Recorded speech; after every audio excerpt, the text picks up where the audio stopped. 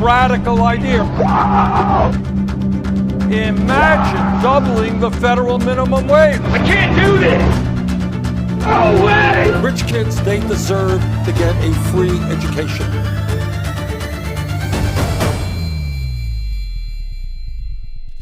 That is what democracy is. Wait! What's up, guys? It's Benny. The laws of thermodynamics and physics are undefeated. For every action, there's an equal and opposite reaction. That also applies, of course, to politics. And so when President Trump wins a massive landslide, winning all 7 swing states and the popular vote in 2024, you know that there's going to be a bit of a lib overreaction. And what we saw this spring was pretty big crowds for AOC and Bernie Sanders in their fight oligarchy campaign rallies. Look at this. Everybody looked at this ad and said, holy smokes, is AOC really going to run for president in 2028? Listen. Idaho, I am so touched being here. I'm a girl from the Bronx.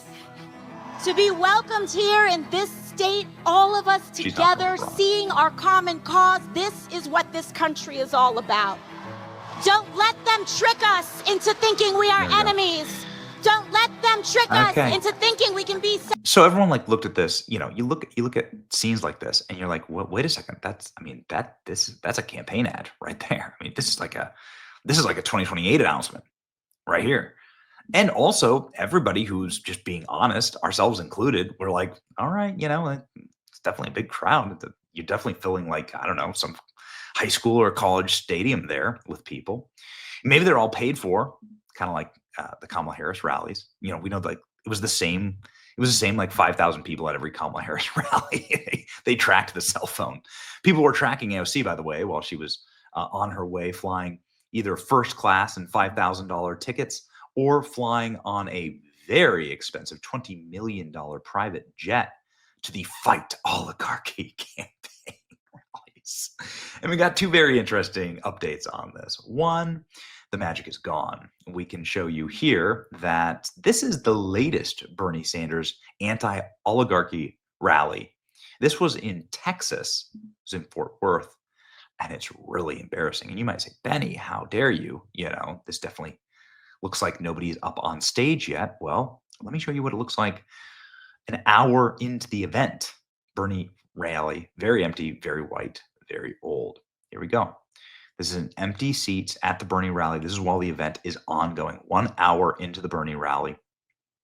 I mean, there's some seats filled, but I think it'd be a stretch to say that there's more than 5% of the available seating filled, right? I mean, that's a freaking, if there was a MAGA rally that looked like that, if there's a MAGA rally that looked like this, it would be all over the evening news. They'd say Trump's movement is dead, right?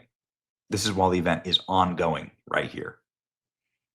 Half empty? I think that's being generous. It looks completely empty, ladies and gentlemen.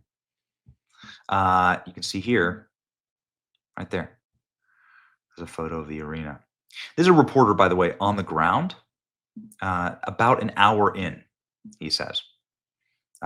This is a publisher at Current Revolt, Texas newspaper publisher, okay? So he's physically there. What does it look like now? You know, he's posting photos saying there's no one showing up. I mean, I guess it is Texas, but there's, you know, I think there's a palpable change in the country. I think people really, really like what President Trump is doing. President Trump is seeing record high approval numbers. He's about to beat Obama for the single most popular president in modern American history. And that's not good. Joe Rogan obviously noticed that Bernie Sanders was doing a Texas swing. So he goes and he does that speech, and then he goes and does Joe Rogan's podcast in Texas. Well, it's Bernie Sanders doing it, right? Kamala Harris didn't do it. Kamala Harris didn't do Joe Rogan's podcast, all right? And immediately, Bernie Sanders got just absolutely blowtorched by Joe Rogan, shutting down Senator Sanders after he tried slamming Elon Musk for donating $270 million in the 2024 election. There were something like 50 billionaires that donated during the election, and Kamala had 39 of them, okay? Elon Musk spent $270 million. What's the most somebody donated towards Harris? They spent 1.5 billion in 100 days. More like 2 billion in 100 days. By the way, the entire Harris campaign is totally broke and is in debt actually right now. She's still sending persistent appeals for donors after her defeat. Yeah. Anyway, the point is, look at this. I mean, billions of dollars they just lit on fire. Bernie Sanders going to complain about Elon Musk. Here we go. What it says is you're a billionaire. You have now the constitutional right, because your money is your freedom of expression, right? So you don't like Bernie Sanders? You can put millions or hundreds of millions of dollars into a campaign and express your view about how terrible Bernie Sanders is, right. And you can buy that election, right? That's your constitutional right. I think that's probably the worst decision that the Supreme Court has ever made. So what is the result of that decision? The result of that decision, let's take us to where we are today, is that Elon Musk, and I know Elon was on your show, and he's here in Austin, huh? Yeah. Okay. And we could talk about Elon, but he spent $270 million to elect Trump as president. Okay. I think that's absurd that any one person. What's the most someone donated towards the Harris campaign? They spent a lot of money on Harris as well. They spent $1.5 billion just combined over the course of a couple of months. You got it. All right, let me talk about it. So I'm not here just to say it's a Republican. That's my point here. Right. Okay. The absolute audacity. Didn't Mark Zuckerberg spend like $400 million to rig the election in 2024? Bernie Sanders also spent hundreds of thousands of dollars on private jets fighting oligarchy. It's amazing. Bernie Sanders down bad, man. Getting just destroyed here on Fox News, and his description is perfect. I don't want to wait in line and watch. You know, Alyssa Slotkin, senator from Michigan, she said you shouldn't be using oligarch. It's over people's head. You've gotten criticized from other people. Free Beacon says Bernie Sanders spent $221,000 on private jets fighting the oligarchy tour, paid for by friends of Bernie Sanders. That you've spent millions of dollars in campaign funds on private jet travel over the years. How do you push back on both of those things? When's the last time you saw Donald Trump during a campaign mode at National Airport? No. It doesn't. But he's also not fighting the oligarchy. No. You run a campaign and you do 3 or 4 or 5 rallies in a week. The only way you can get around to talk to 30,000 people.